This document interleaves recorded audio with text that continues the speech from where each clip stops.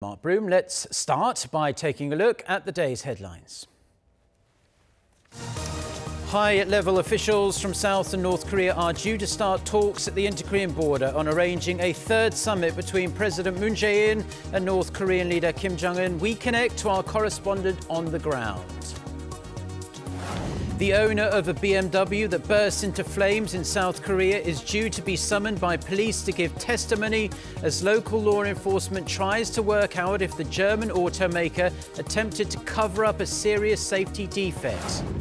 Plus, NASA launches its first mission to the Sun. The $1.5 billion mission will take humanity closer to the Sun than ever before. It's expected to reach its hot destination by November.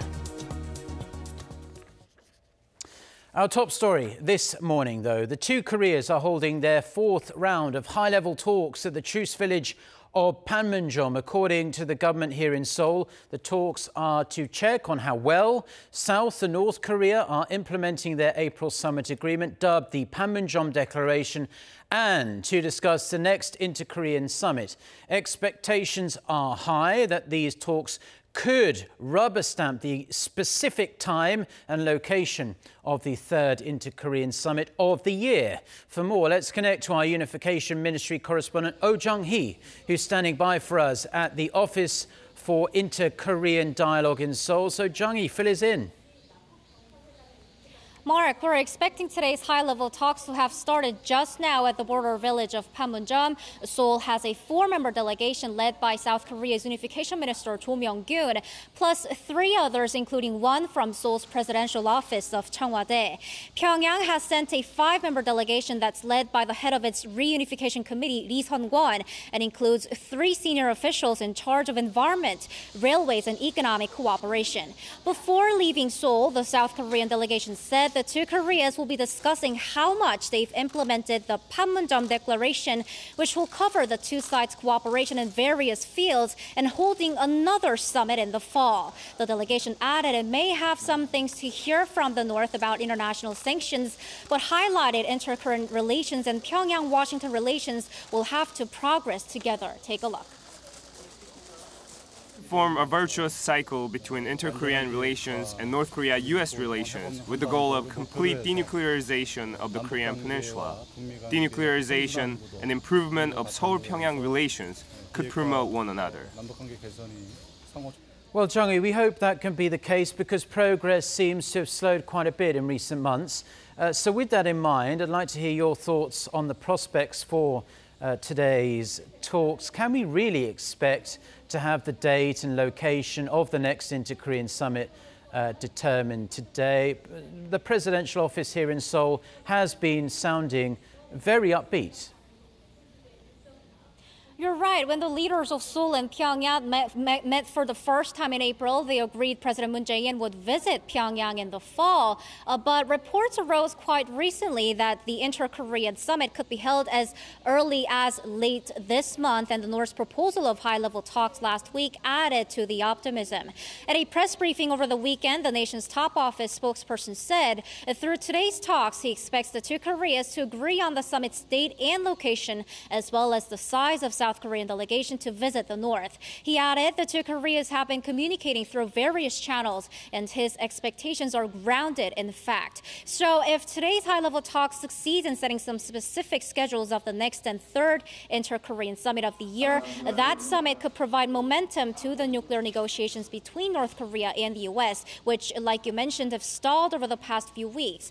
For now, it's widely speculated the summit will take place later this month in Pyongyang. But we can't be overly optimistic. North Korean state media continued until yesterday to criticize Seoul for joining in with the international sanctions campaign, and Pyongyang could take advantage of today's meeting to officially express complaints towards Seoul. The two Koreas also formed their delegations quite differently, meaning they may have different priorities for today's talks. Seoul has an official from the presidential office hinting it's focused on planning the summit, while North Korea has three officials from the economy front, showing it's more interested in boosting inter-Korean economic cooperation. So whether today's talks will be a success and ends with a summit schedule or only sees stark contrasts in views on sanctions really remains to be seen. Mark.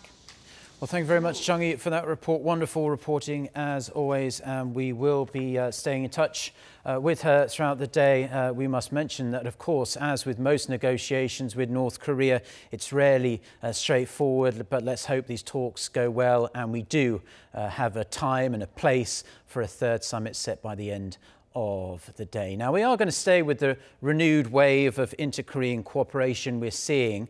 The two Koreas, they're going to start joint road inspections on this Monday. Now, they should have kicked off last Friday when roughly 30 officials and experts from Seoul were planning to cross the border, but Pyongyang suggested a delay the night before without giving any kind of clear reason why. For roughly 3 weeks, officials from Seoul and Pyongyang will inspect the Gyeonggi Road that runs along the west coast, then check the Donghae Road along the east coast.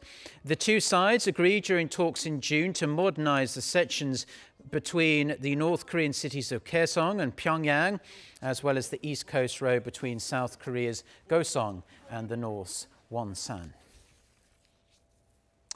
North Korea has rebuffed a series of proposals made by the United States on denuclearization. That's what CNN reported over the weekend, citing senior government officials. The report said Washington has made and continues to make specific proposals, including a timeline of a fully verified denuclearization, but all were rejected by the North as the regime considered them, quote, gangster-like. The New York Times reports that Pyongyang is demanding Washington declare an end to the Korean War before revealing a detailed written document on all its atomic weapons stockpiles, nuclear facilities and missiles. South Korea has banned 4 ships that were used to illegally bring North Korean coal into the country. Seoul's foreign ministry announced late Sunday that from Saturday, August 11th, 4 ships, namely Sky Angel, Rich Glory, Shining Rich and Jin Long, have been prohibited from entering South Korean ports. Having transferred banned North Korean coal, these ships violated UN Security Council Resolution 2371 and will be reported to the UN Security Council Committee on North Korea Sanctions once Seoul's investigation comes to a close. This comes just days after South Korea's Customs Service announced its initial findings on the months-long investigation of 9 cases that were suspected of trading North Korean coal. Of them, 7 cases were found to be illicit, and 3 local firms and their representatives have been referred to the prosecution.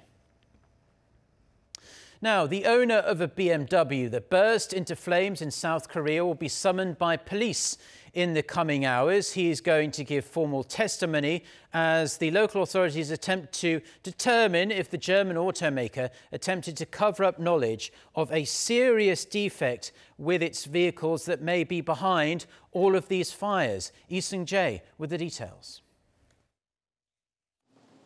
The owner of the very first BMW that caught fire in South Korea will be summoned by the Seoul Metropolitan Police on Monday to give formal testimony on the incident.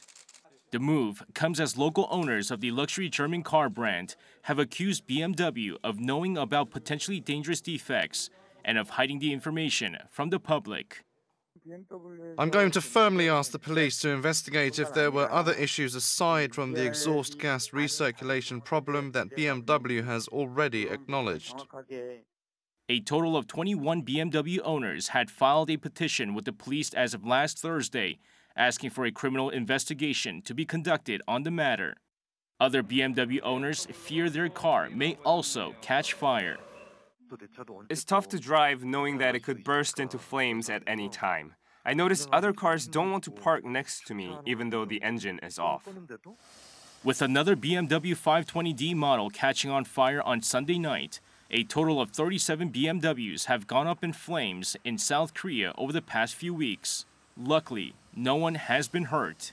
South Korea's Transport Ministry says it's carrying out its own probe to determine if BMW intentionally put off the recall decision, which would be a violation of local rules.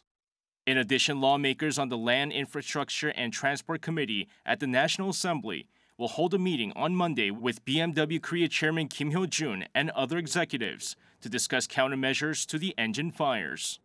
Lee Seung-jae, Arirang News. Now, South Korea's Ministry of Education and the Northeast Asian History Foundation are holding an international academic seminar to address Japan's repeated and unjustified claims over Korea's eastern Dokdo Island. The two-day conference that begins today has invited 4 experts from home and abroad, and they're going to review research on Dokdo and seek directions for research going forward. This all comes after Tokyo unveiled new teaching guidelines in July, mandating its decision to incorrectly teach Japanese high school students that Dokdo is Japanese territory. Now, a memorial service was held at a Buddhist temple on the outskirts of Tokyo over the weekend as the remains of 35 Koreans forced to labour in Japan are set to return home after 76 years. This comes as Japan agreed to return remains of 101 Korean forced labourers, with 33 remains being returned on Liberation Day last year and the March 1st Liberation Movement Day this year. The remains of roughly 200 Koreans are still in Japan as some 120 civilian groups continue to work to bring them back home.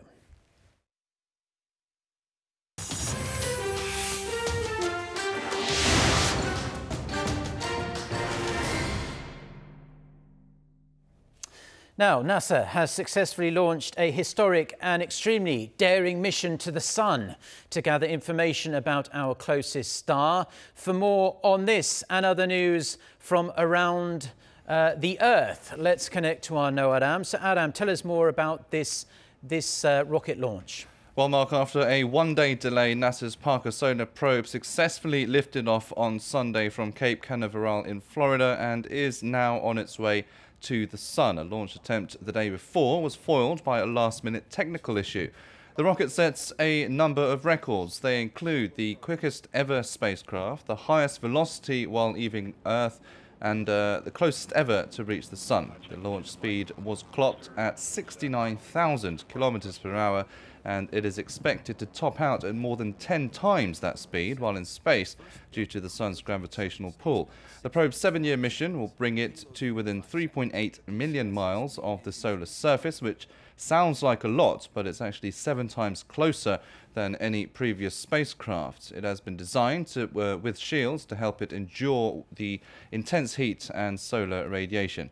Among its many purposes, the Parker Solar Probe will try to answer 2 key questions surrounding the Sun. The first is why the corona, the outer surface of the Sun, is much hotter than the Sun's surface. The second is how does a solar wind start? Now, solar wind is a continuous flow of charged particles that permeates the solar system and can cause havoc with communications technology here on Earth.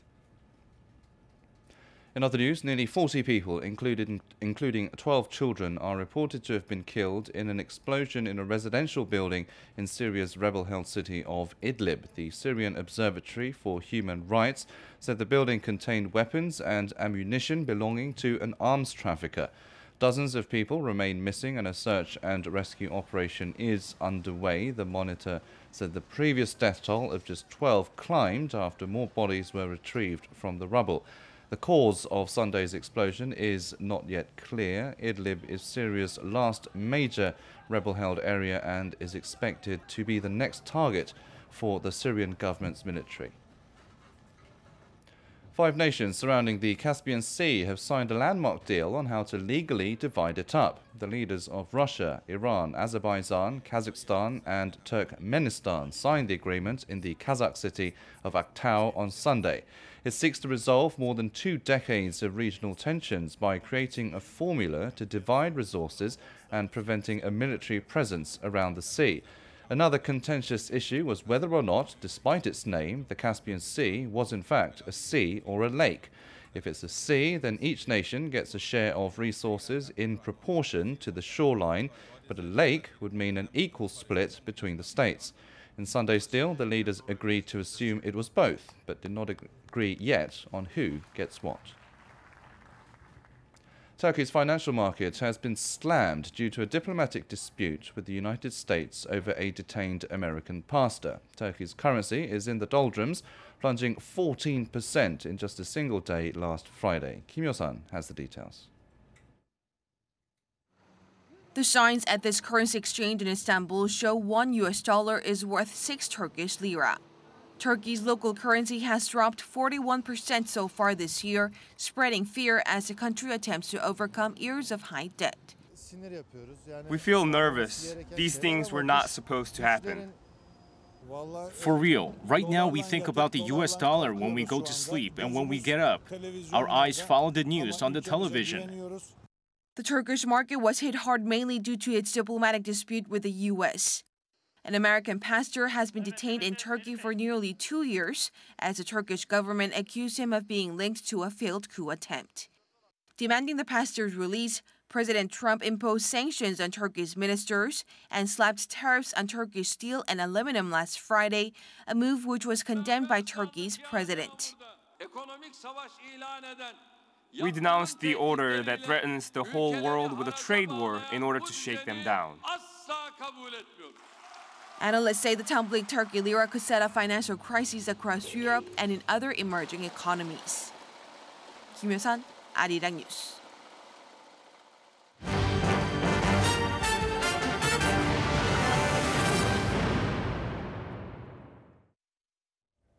Now, labour union workers from the two Koreas played football against each other over the weekend in Seoul. It was the latest in a series of inter-Korean sports exchanges this year that started with the 2018 Pyeongchang Winter Olympics. Won Jong-hwan reports. A grand celebration of sports and inter-Korean unity at Seoul's Hangam World Cup Stadium on Saturday as labour union workers from the two Koreas faced off in a couple of friendly football matches.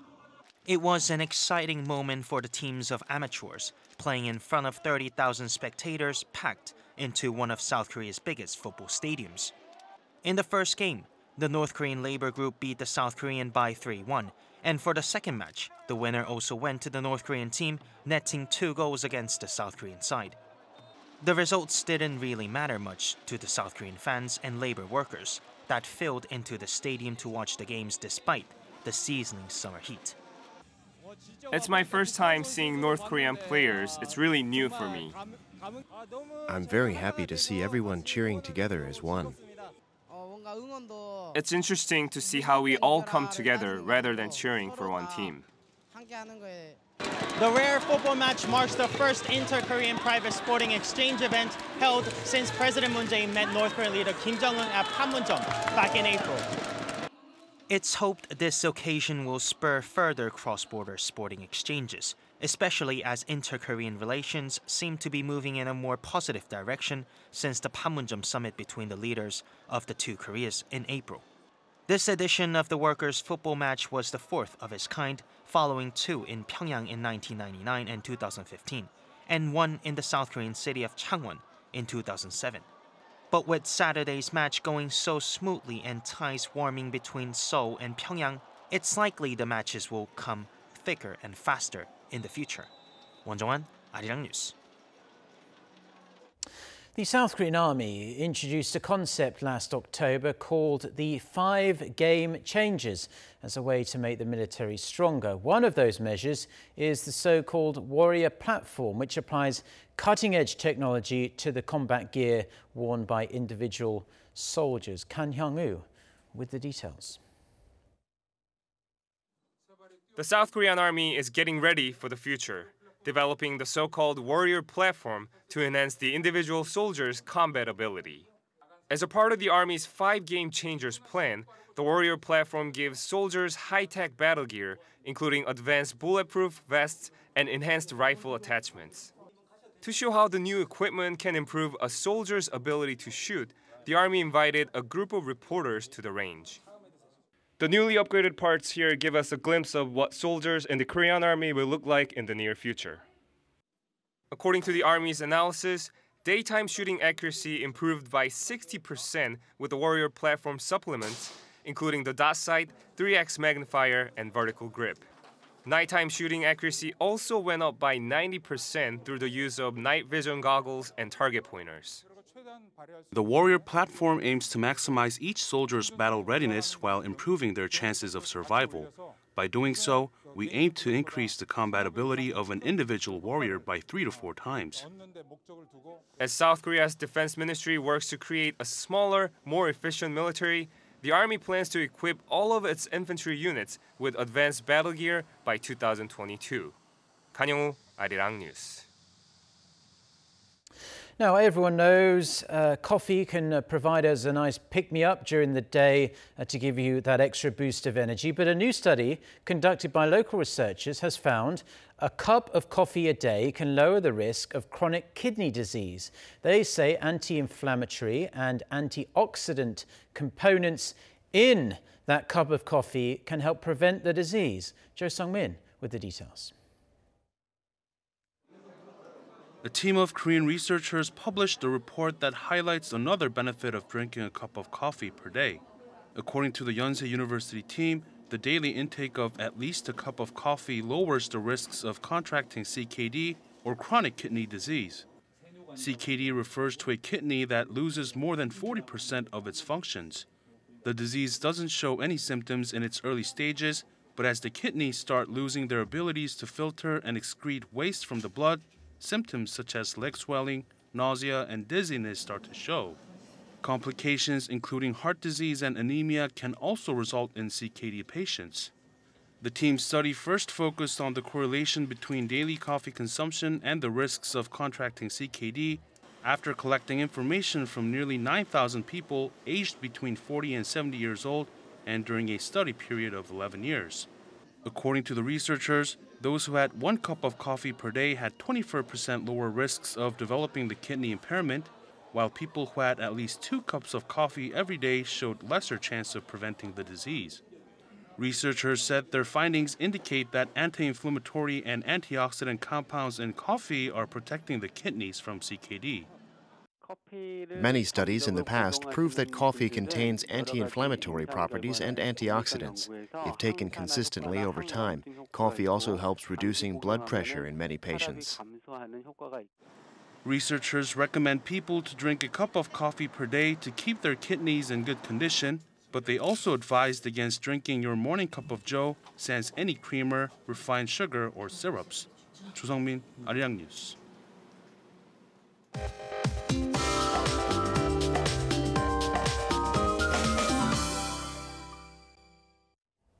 Good morning. Seoul woke up from its 23rd straight tropical night this morning, and warm nights and days will continue this week.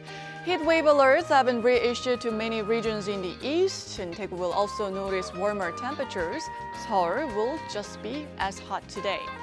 Parts of the upper regions could see passing showers during the day, but it's not going to bring any relief from the heat.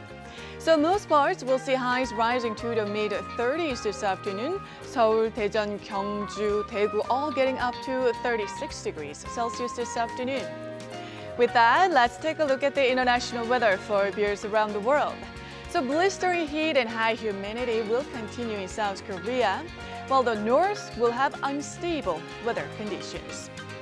More than 54,000 people were moved to high ground in the Philippine capital and nearby provinces over the last 2 days due to flash floods caused by heavy rain brought on by the 14th typhoon of the season, Typhoon Yagi. Sydney shivered as a cold front brought fierce winds to region over the weekend, but temperatures will go up a couple of notches on Monday. Severe thunderstorms and scattered showers in the DC area will continue into Monday. As for South America, in Buenos Aires, you can expect clouds with light rain early on, with the weather then becoming partly cloudy.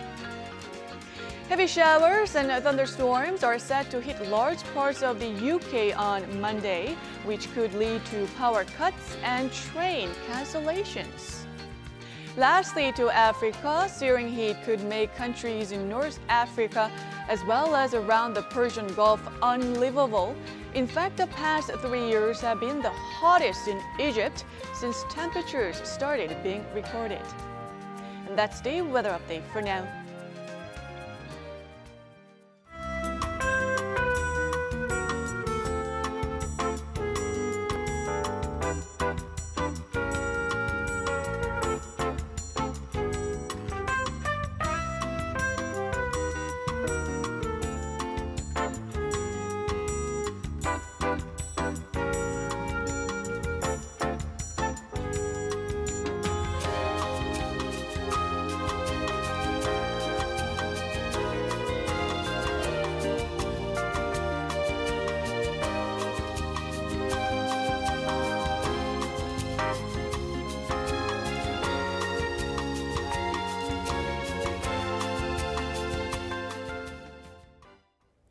Well, on that note, that's where we're going to leave it for now on this Monday morning here in Seoul. Stay tuned to Arirang TV, and we'll have our next newscast. That's coming up at noon Korea time with our very own Lee Ji-yoon. So until then, goodbye.